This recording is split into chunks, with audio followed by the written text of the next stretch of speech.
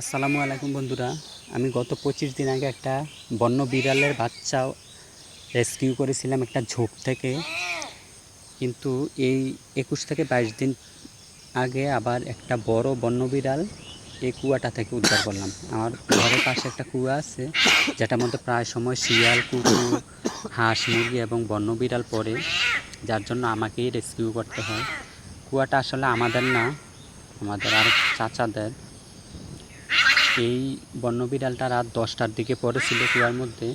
আমি তখন উদ্ধার করতে পারি নাই, তখন আমি খুব মুমূর্ষু অবস্থায় ছিলাম, কারণ আমার হাম হয়েছিল এবং আমি এর পরের দিনই হসপিটাল ভর্তি হয়েছিলাম, কারণ আমি একদম মুমূর্ষু অবস্থায় ছিলাম।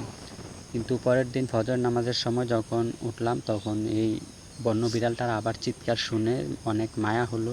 পরে আমি দৌড়িয়ে গেলাম। তখন আমি খুবই অবস্থা খারাপ ছিল আমার। তারপরও আমি অনেক কষ্ট করে একটি বড় গাছ নিয়ে এটার নিচে দিয়ে ঠেস দিয়ে এটাকে উপরে উঠালাম। কিন্তু যখন উঠালাম তখন আমি 2 হাতে গাছ ছিল এবং ভিডিও করতে পারি নাই। তখন এটার অবস্থা একদম মুমূর্ষু ছিল, মানে এটা পানির নিচে যাচ্ছিল আবার উঠতেছিল, যাচ্ছিল উঠতেছিল, মানে তখন এটার দম চলে যাচ্ছিল। যদি আমি 2 মিনিট পরে যেতাম, এটা অবশ্যই মারা যেত।